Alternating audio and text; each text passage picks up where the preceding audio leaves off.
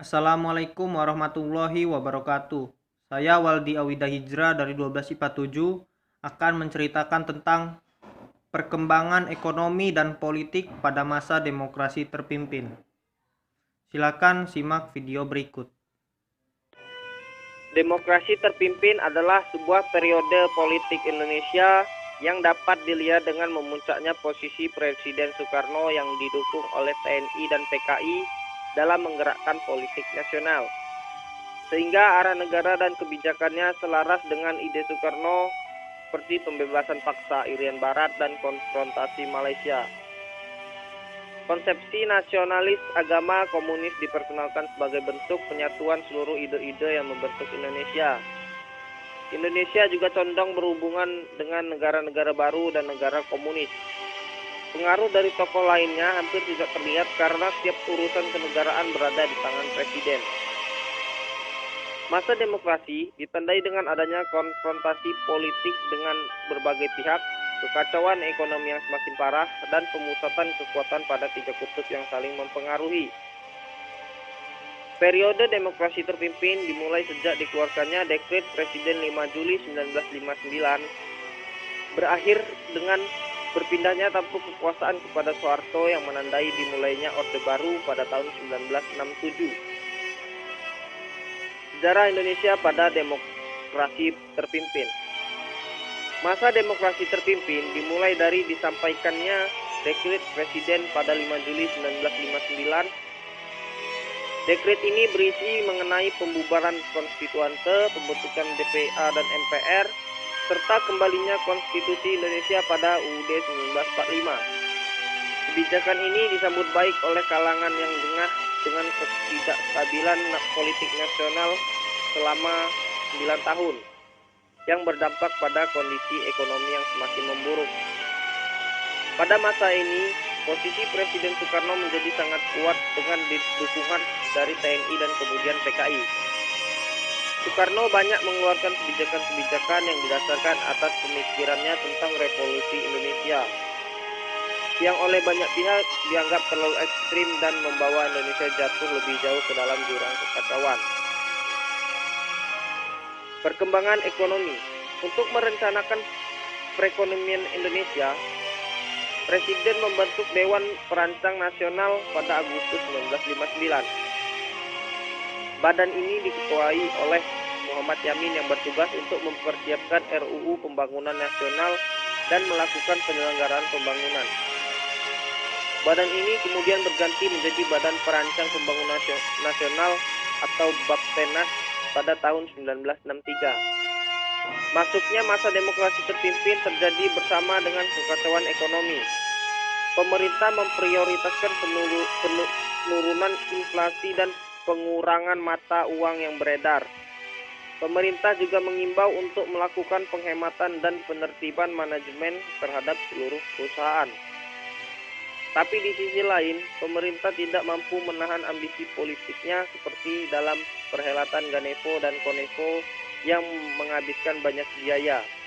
Di sisi lain, konfrontasi Malaysia dan Irian Barat juga menghabiskan banyak anggaran karena Indonesia membeli banyak alat-alat militer dari Uni Soviet. Kehidupan masyarakat Indonesia kurang lebih 80% bersifat agraris, sehingga barang-barang produksi yang dijual sangat murah dan agregatnya sangat jauh dibandingkan dengan impor yang dilakukan negara. Sementara kredit di luar negeri akan memberikan pengaruh politik yang sangat kuat. Karena keadaan perang dingin yang memaksa untuk berpihak pada salah satu blok atau paksa, usaha-usaha pemerintah dalam perbaikan ekonomi umumnya tidak berjalan baik karena adanya kepentingan politik yang memakan biaya besar dan politik internasional yang menghambat lancarnya keluar masuk bantuan atau kredit. Perkembangan politik. 1. Pembebasan Irian Barat. Pembebasan Irian Barat menjadi program utama pemerintah Indonesia sejak diputuskan permasalahannya dalam Konferensi Meja Bundar Desember 1949. Program ini baru digenjot pelaksanaannya pada masa demokrasi terpimpin. Indonesia mengusulkan pembahasan ini dalam Konferensi Perdana Menteri dan kemudian Sidang Dewan Keamanan PBB 1956 sampai dengan 1960 hingga Indonesia memutuskan hubungan diplomatiknya pada bulan Agustus. Amerika Serikat ditunjuk PBB untuk membantu menyelesaikan masalah Irian Barat, namun pada saat yang sama Indonesia mempersiapkan opsi militer.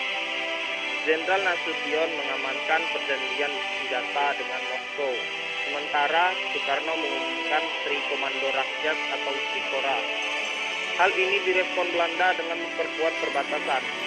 Operasi Mandala dilakukan di bawah pimpinan Majen Sarto, berhasil menguasai Terminabuan. Belanda mendapat tekanan dari AS untuk berunding, karena Indonesia mendapat dukungan penuh dari Uni Soviet. Konflik berkelanjutan akan membuat AS dan Uni Soviet terlibat dalam agresi di Pasifik Barat Daya. Belanda melunak dan akhirnya menyepakati perjanjian New York pada Agustus 1962. Perjanjian ini ditindaklanjuti dengan penyerahan Irian Barat dari PBB ke RI secara sementara pada 1 Mei 1963. 2. Gerakan non-blok. Politik luar negeri Indonesia didasarkan pada prinsip bebas aktif, sehingga dapat berhubungan dengan negara manapun yang berusaha mewujudkan perdamaian. Tidak terkait pada blok barat ataupun timur, hal ini diterjemahkan dalam keikutsertaan Indonesia dalam gerakan non-blok. Gerakan ini berupaya untuk membentuk kekuatan netral dan mencegah konflik berkelanjutan antara AS dan Soviet sebagai dua kutub politik dunia. Gerakan ini juga menangani konflik-konflik seperti India RRC, India Pakistan, dan kemudian Indonesia Malaysia. 2 kali konferensi tingkat tinggi di Beograd dan Kairo berupaya untuk memberikan tekanan kepada PBB untuk menekan konflik antara AS Soviet dan memperingatkan bahaya perang antara keduanya. Meski begitu, dengan semakin memanasnya konflik Irian Barat, Indonesia menempel blok timur karena bersedia membantu persenjataan untuk berperang. 3. Konfrontasi Malaysia. Konfrontasi ini dimulai setelah Tunku Abdul Rahman mengumumkan pembentukan Federasi Malaya pada 27 Mei 1961.